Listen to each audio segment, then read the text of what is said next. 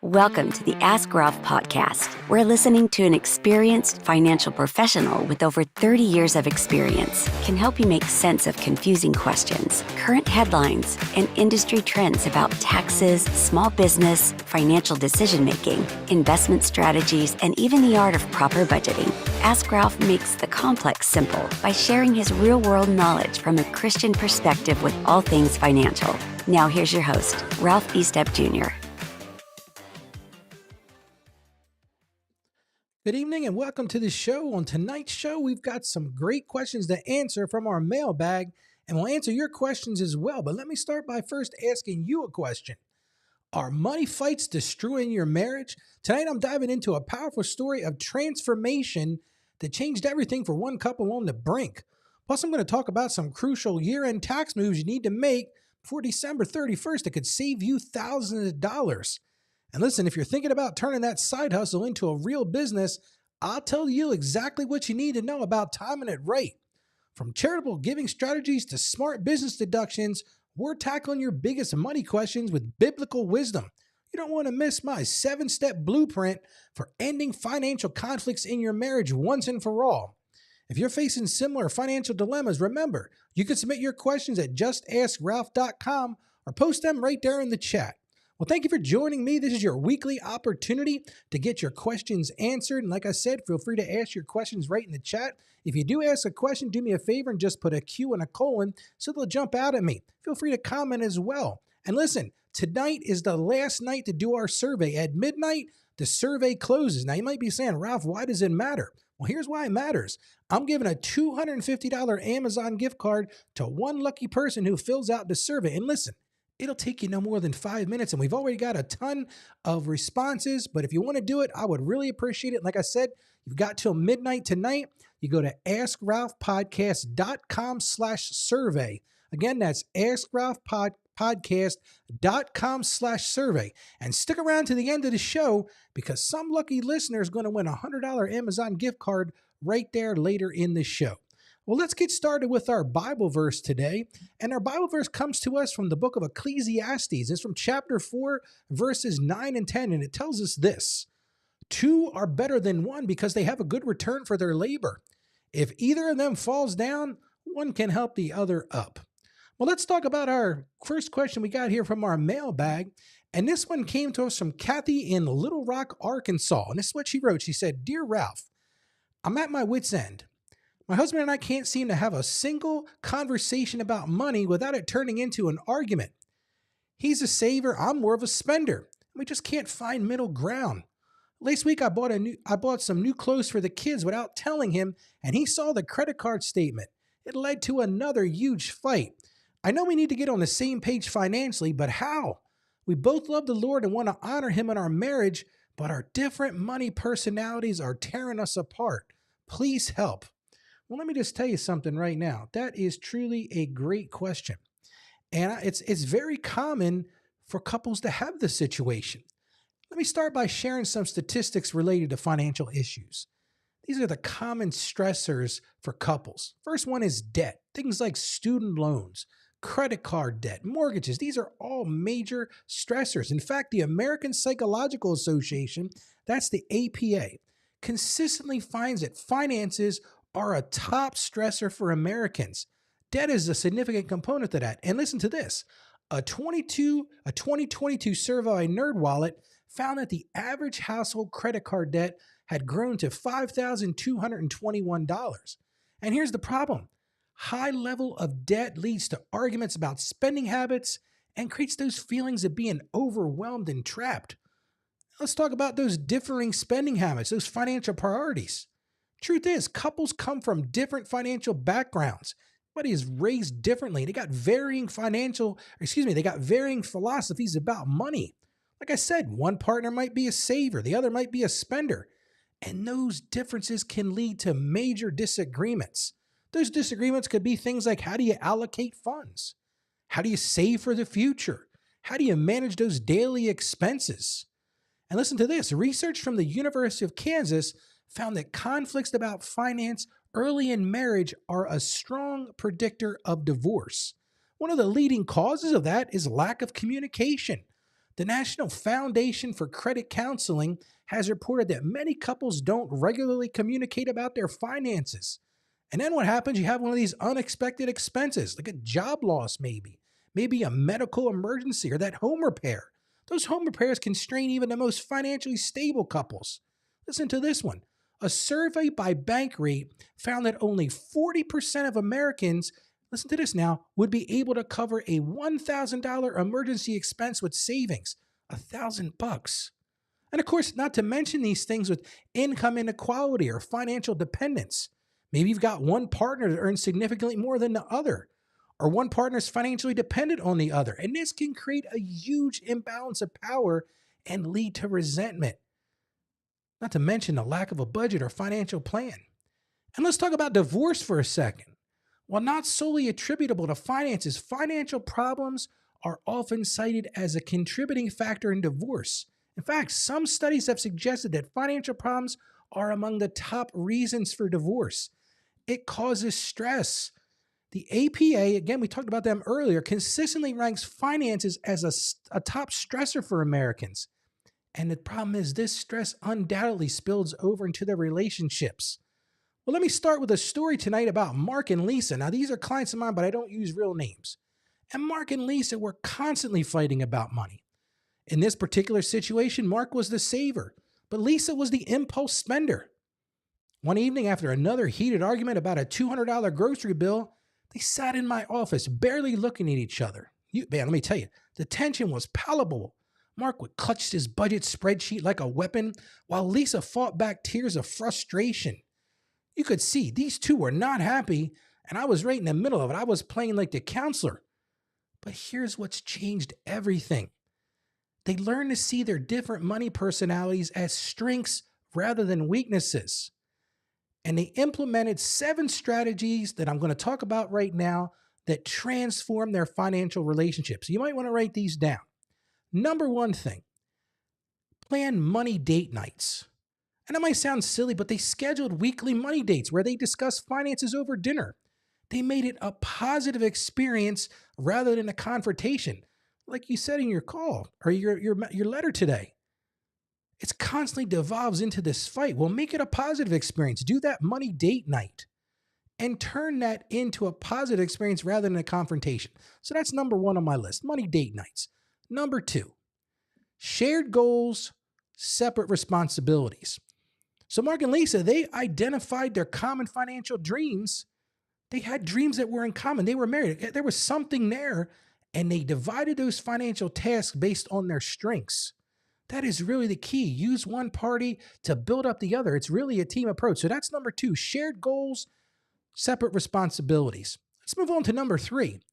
And that's what I call the 3 account system. Now, a lot of people might hate me for this, and there's a lot of people that do financial counseling. They disagree with this. But this is where, with Mark and Lisa, this is what I did, and I think it was the best way to handle it. So what they did was they maintained joint accounts for household expenses and savings. Plus, they had what we called individual freedom accounts for personal spending. And this really seems to work for some couples. So if you're constantly battling, you're in that back and forth like a boxing match, this 3 account system could really work for you. So maintain that joint account for those household expenses and the savings, and then have those individual freedom accounts for personal spending. So that's number 3. That's my 3 account system.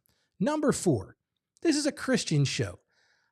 Let's focus on regular prayer and biblical study.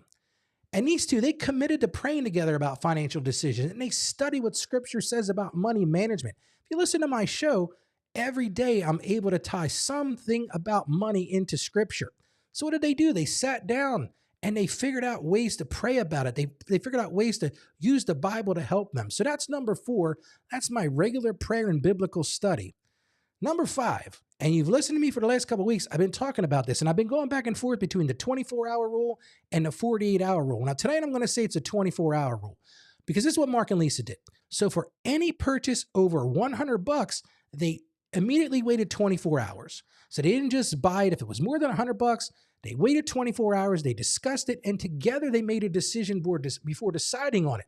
And that broke down a lot of those battles because they waited. And what's the funny thing that happened was oftentimes they found that they didn't even need to think. So they put that 24-hour rule into practice. Again, maybe for some people, 24 hours works. Some people, 48 hours works. But again, that's that 24-hour rule. Number 6, have monthly financial check-ins. So Mark and Lisa, they reviewed their progress, they celebrated their wins, and they adjusted their plans as needed. It's not one of those set it and forget it things. This is really crucial. They reviewed their progress, they celebrated those wins, and they adjusted their plan as they needed. And last but not least, number 7, sometimes you just have to ask for professional guidance. And with Mark and Lisa, I was their monthly go-to person. I helped them stay on track. So you might be saying, Ralph, how did this all play out? Well, let me just tell you, 6 months into this, Mark and Lisa returned to my office. But this time, they were holding hands and smiling. That's what I wanted to see. And here's an amazing thing. They not only eliminated their credit card debt, but they also started saving for their dream house. And here's something that I thought was amazing. They learned to appreciate each other's financial perspective. So I'm going to say, well done, Mark and Lisa. Let me see if we got any questions. Salty Waters, thank you for the show. So let's take a look at the next question we have in our mailbag today. And this one is directly related to income tax this year. And this one comes to us. This is the question. It says, I've had a significantly higher income year than expected because I had a bonus in stock options. Should I accelerate any planned 2025 charitable donations into December 2024 to offset this income? And what documentation do I need? Now, that's a great question. And it's a great tax planning question. Right now in December, I'm meeting with clients. We're talking about these type of issues. So many people are facing this, especially people who have seen a pretty good increase in the market. If you've got stocks in the market, you've seen some pretty good things going on there. So maybe you're sitting on these capital gains. So you ask a simple question. You're saying, Ralph, listen, could I do some charitable contributions this year to help offset some of those gains? And I think that's actually a great idea because as your income grows, there's this thing called the marginal tax rate. Basically, what it means is that as your income goes up, more of your income is taxed at a higher rate. So we call that your marginal rate. So if you've had a good year income-wise, you've got those bonuses, you've got those stock options, you sell that stock, you may find that your income is much higher. So it's a great time to do those charitable donations. Again, I'm making some assumptions. I'm assuming that you're able to itemize. I assume that they're going to be substantial because then what you're going to do is those charitable contributions are worth more, what I call have more bang for the buck. Now, the next thing you asked about was for documentation. This is the thing a lot of people get hung up on. So let me go over a couple things. First thing, you need written acknowledgement from the charity for any single donation over $250. A lot of people don't know that. So if you're going to make a charitable contribution and it's going to be more than $250, you've got to get a written acknowledgement from the charity. So you're going to need your proof that you did it and that written acknowledgement. Now, bank records or written communications for smaller donations are fine. So if they're less than $250, you've got a canceled check, you've got a copy of your bank statement. And listen, the IRS doesn't ask you for these things when you file your tax return. It's one of those things that happens if you're the unlucky winner of the audit lottery. So that's what I always tell clients, plan on having these things. I don't need to see them if I'm doing your taxes, but plan on them. Now, if you're donating stock, it's mighty important that you have an acquisition date and cost basis records because you're going to be able to deduct what the carrying value of that stock is on your tax return. Now, if you're doing non-cash donations, the Goodwill, Salvation Army, AmVets, there's a whole list of them. You're going to need to put a special form in your tax return. That's called a Form 8283, and that's anything over $500. Now, here's what a lot of people also don't know about, and this surprises some people. If you're going to give non-cash donations, and the total of those for the year is going to be more than $5,000, and listen to me very carefully. So let's say you go to the Goodwill in January, you go in February, March, you get the idea. And let's say you're doing $1,000 a month in stuff. Well, here's the problem. If you continue that, by the end of the year, you're going to have $12,000 in donations. But here's the deal. The IRS is saying if it's going to be more than $5,000 overall, you need to have those things appraised. And I say that to people like, Ralph, what are you talking about? So these bags of stuff that I'm taking to the Goodwill or taking to the AmVets or they pick up at the door, they got to be appraised. Yep, that's right. The IRS says that if you're going to donate non-cash things over $5,000 in a calendar year, you got to have those appraised. And here's the best part. The person that appraises them has to be a certified IRS appraiser. So plan ahead on this. If you're thinking about, hey, I'm going to give a lot of non-cash stuff. Like I had a client a few years ago that donated a piano. And I think that piano was worth like $10,000 or $11,000. Thank God they called me ahead of time and they said, Ralph, we're going to donate this expensive piano. What should we do? I said, well, here's what you got to do. Right now, go get a written appraisal of the value of that and keep themselves out of trouble. So here's some things to consider. And a lot of people don't think about this one either. When you're given a donation, you got to make sure that that particular organization is a qualified 501c3 with the IRS. Now, a lot of people say, Ralph, what does that mean? On the IRS website, they actually have a button you can click on to check to see if they're a qualified IRS approved charity. See, a lot of people will bring in tax stuff and they'll say, well, I gave this to this one. I gave this to this one. Or GoFundMe is a great one. GoFundMe is not necessarily tax deductible. So make sure that they're an IRS qualified charity.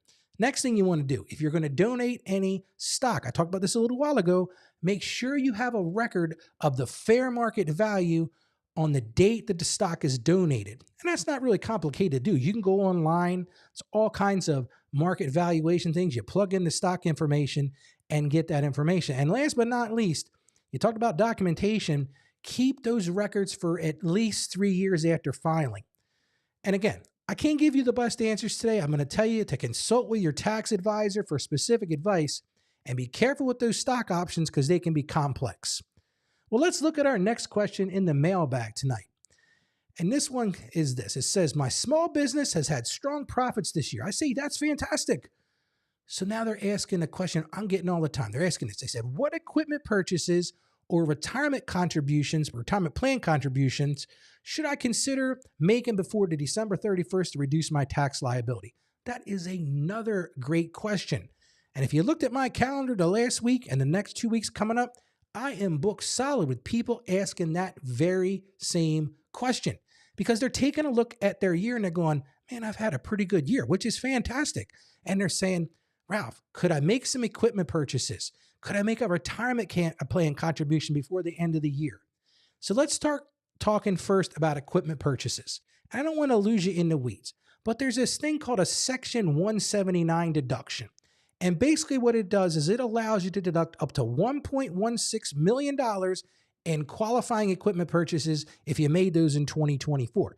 What am I talking about there? Let's say you buy a machine for your production facility, or you buy some equipment for your production or for your business. You can deduct up to $1.16 million in that qualifying equipment. Basically, it comes right off the top. Again, there are little nuances and rules and regulations, but the key thing is it's got to be placed in service by December 31st. Now, I was just meeting with a client a couple hours ago, and he was surprised to find out you don't actually have to pay for the stuff this year. Now, you have to go in debt for it. You got to sign a loan. You got to put it on a credit card or something like that. But it just needs to be placed in service by December 31st. So you can actually go spend a ton of money and not have any cash out of pocket and get those deductions. Now, these things include vehicles over 6,000 pounds, computers, machinery, furniture, all of those type of things. And there's also this thing called bonus depreciation, which is available at 80% in 2024. So I think I've answered your question about equipment purchases, but let's talk about retirement contributions. This thing a lot of people don't think about at the end of the year. They think about how can I spend money, but this is also a great opportunity to save money. And there's this thing called a SEP IRA. So if you're self-employed or you have a small business and you're not covered by a pension plan, listen to this. With a SEP IRA, you can make a contribution up to 25% of the compensation in 2024 with a cap of $69,000. So real simple example. Let's say your business shows a profit of $200,000. Well, at $200,000, you can put 25% of that into that SEP IRA. It just needs to be funded by the time you file your taxes in 2025. And they give you that because you need to figure out what your taxable income is. But that is a fantastic way to set aside money for later. If you're doing a solo 401k, That's another investment vehicle. You can do up to $69,000 there between employer-employee contributions. And you might think about setting up a new qualified retirement plan by December 31st because you've got until tax time to fund it. A lot of people don't understand that. You just have to have it created before the 31st of December, and then you have till your tax filing deadline to actually put the money to it. And I have a lot of clients that do that. But again, I'm going to tell you, consult with your tax advisor and analyze your specific situation. Ask a lot of questions. Look at both your long-term and short-term goals because it might be great. Hey, Ralph, yeah, that sounds great, dude. I'm going to put $69,000 into retirement. But maybe you've got credit card debt or you've got some bills coming up beginning of the year that you're going to need to pay for your business. Might not be the best idea to do that. So that's when you need to sit down with somebody like me or another tax advisor and come up with some ideas. I'm going to throw a Bible verse in here. And this is Proverbs 21:5 says, the plans of the diligent lead surely to profit as surely as haste leads to poverty. Boy, I messed that up. Let me say that again. The plans of the diligent lead to profit as surely as haste leads to poverty. I got it right that time. Well, let's move on to our last question tonight. If I got some questions in the chat, please feel free to type them in. Tell me what's going on. But this one came in our mailbag. So here's another question. It says this, I started a side gig this year that's generating income.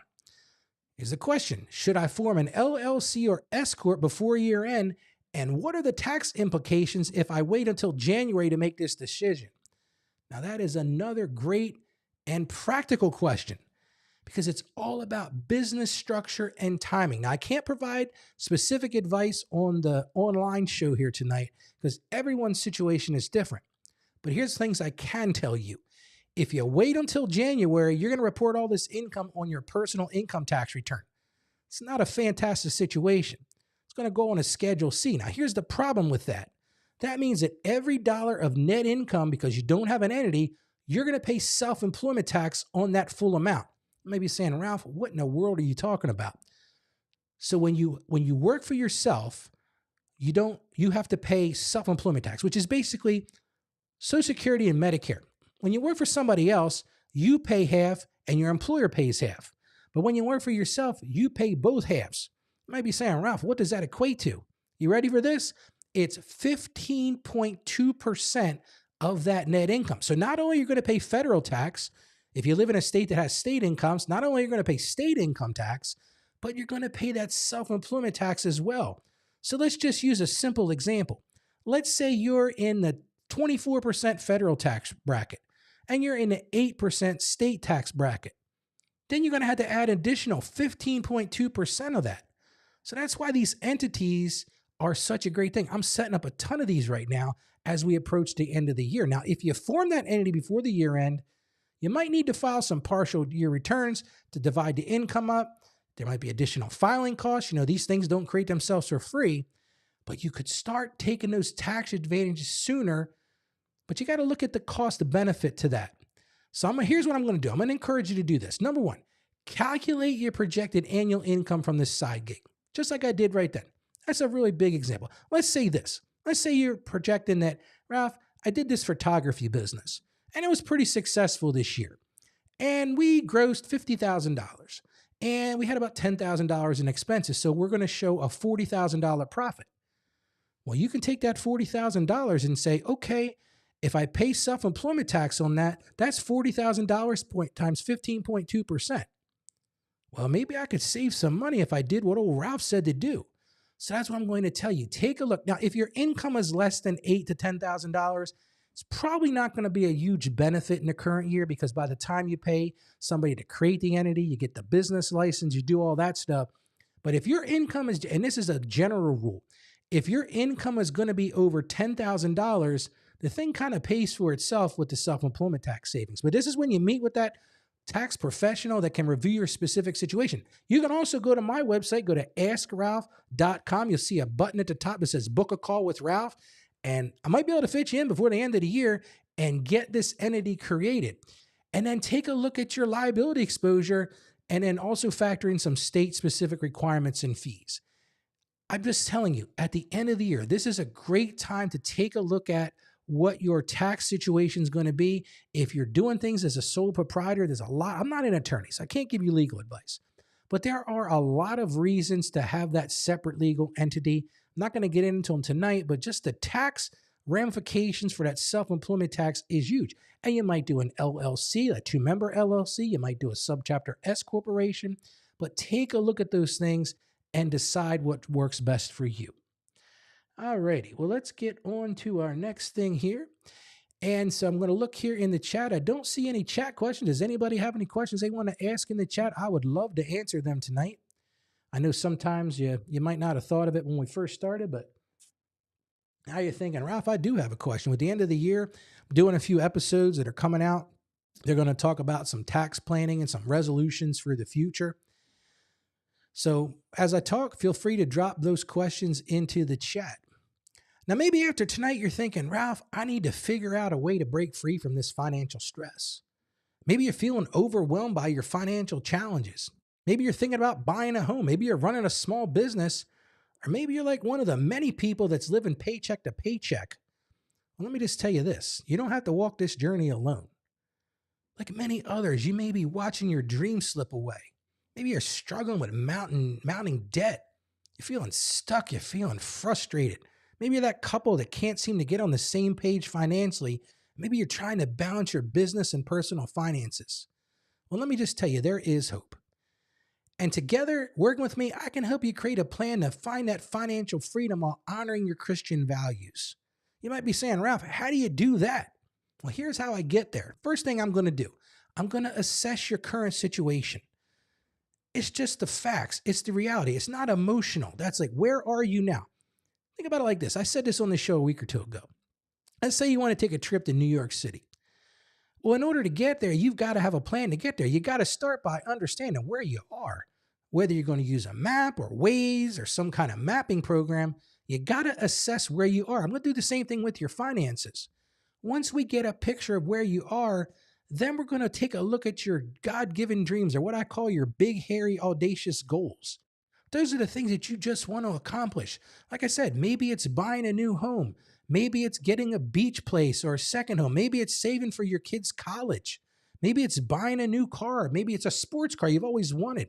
Maybe it's planning for retirement. But we're going to identify those things, and then we're going to talk about how those things fit in with your faith, which is great. So we've identified your current situation. We identified your God-given dreams. We align those with your goals with your faith.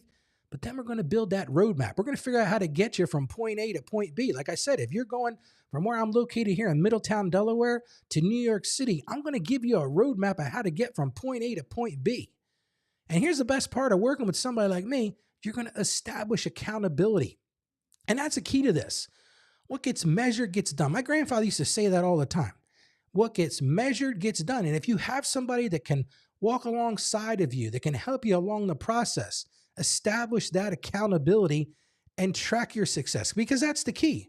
We may need to make some tweaks to it. We may need to make some adjustments.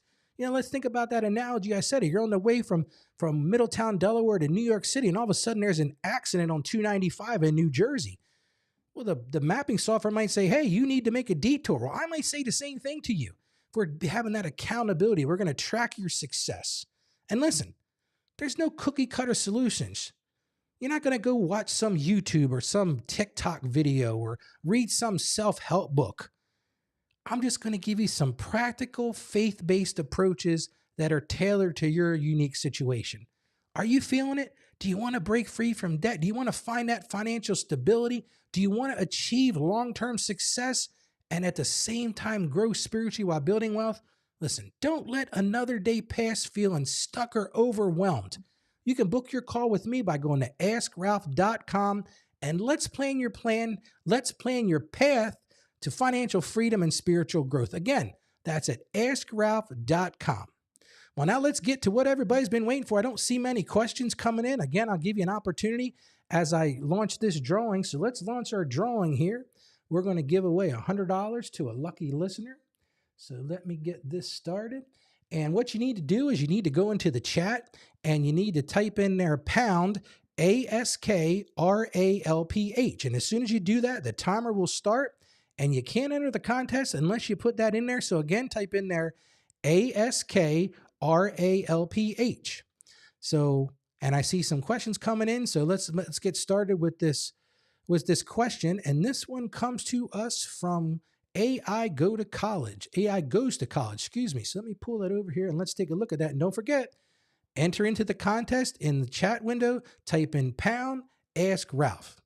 Okay, cool. And we got it started. So here's AI goes to college. Ask this question. What's your opinion of financial apps that identify and help manage subscriptions like Rocket, Money, and Experience app? They seem like they might be useful, but seem like a privacy nightmare. Well, here's the thing. It's funny you mention this because the other day I did a show about this. People don't realize how many subscriptions they actually have. I laugh about it now, but I actually had a couple, and I think it was beginning of tax season this year, and we were going over their finances. They were kind of struggling financially. And I said to them, I said, well, let's take a look at where your money's going. And when we did that, we noticed they both had Netflix subscriptions. So I think this is actually a great idea. Yeah, there might be some privacy nightmares to this. I'm not exactly sure how it all plays out, but I honestly feel like these are great things to have. I don't know specifically about Rocket Money or Experience app, but there are a bunch of those out there. So I would definitely recommend that you pick one of those and use them because I really do think they're very useful. So thank you so much for that. AI goes to college. That is an absolutely fantastic question. And it's a thing like you don't realize how many subscriptions you have till you start looking at that and going, man, I had no idea. I remember it's probably been 15 years ago. I actually had a client that was trying to start a business doing just that. He was going to, what he called audit your finances and go through and see if he could cancel those or even negotiate those subscriptions. So that is a great question. So I see we got a few people that have entered the contest. You don't want to miss that. We've got another 3 minutes and 17 seconds. You just go into the chat window and type in pound, ask Ralph. We only got 2 people entered so far, and there's a lot more people on the call or on the show tonight than that. So make sure you don't miss out. And if you got other questions while we're waiting on this contest to finish up, feel free to do that. So any other questions we got? Again, I see more people in the chat, but you need to enter pound, ask Ralph in order to get entered into the contest drawing. So don't miss the opportunity. Just go right into the chat window, type in pound, ASKRALPH. And when you do that, you'll see your icon pop up right in the center of the screen. It looks like Salty Waters is now entered 3 times. Now, you can only enter 1 time, but I think we're seeing, okay, there we go. Now we've got somebody else that entered. Thank you very much for doing that. That's 1WFC. Welcome to the show. I've seen you here pop in before. Maybe you've got a question for me. Feel free to put that into the chat. If you've got a question, I'll be happy to answer it. I will tell you now, we're not going to have a live show. Now, we'll have one next week, but then I'm going to take 2 weeks off for Christmas and New Year's because the show would be on Christmas Eve and New Year's Eve. And everybody said to me, Ralph, nobody's going to be around. So we're just going to assume that we're not going to have a show on the 23rd, the 24th, which is Christmas Eve, and the 30th, which is New Year's Eve. So we got about 2 minutes left. If you want to enter the contest, go in there and just type in pound, ask Ralph. We got 3 people that have entered so far. There's more people in the chat, so don't miss out on getting this Amazon gift card. And I'm certainly happy to answer any questions as we're wrapping up tonight, but I hope you guys are getting ready for the Christmas holiday. If you haven't downloaded my how to get through the holidays without going broke, you can do that also. That's at askralphpodcast.com/Christmas. We've seen a lot of people get that. Hopefully they're sticking to that Christmas budget and they won't have those crazy bills come January and February. And I guess it's another great time to start talking about putting your tax information in order. On the daily show, we'll be talking a lot about that between now and the end of the year. I'm going to talk about some tax resolutions that you can make to get yourself individually set up for a better tax year, or even to get ready for your tax planning for this year. If you're a business owner, I'm going to be doing a show here in the next couple of days. I'm going to talk about 9 things that you can do to get your business ready for the new year. And here's a little teaser. Next Tuesday, I'm going to be releasing a show about signs that your computer might have gotten hacked. So that's another one that you might want to take a look at. And one more thing I want to ask you to do tonight. If you know anybody that's interested in finances and this type of faith discussion, invite them. Tell them to go to askralphpodcast.com/live and they can join us on Tuesday nights at 7 p.m. So we're counting down here. We got about 23 seconds, and then the magic computer is there. Somebody just joined at the last minute. We're going to have about 15 seconds, and then the magic computer is going to spin, and we're going to see who's going to take away that Amazon gift card tonight. So hurry up. You got 8 more seconds. Pound Ask Ralph. That's pound Ask Ralph. And then we're going to see who gets that $100 Amazon gift card tonight. And it looks like time is up. So now we're going to do the old shuffle, and we're going to pick a winner. So somebody's going to walk away tonight with a $100 Amazon gift card just in time for Christmas. Let's see who it's going to be.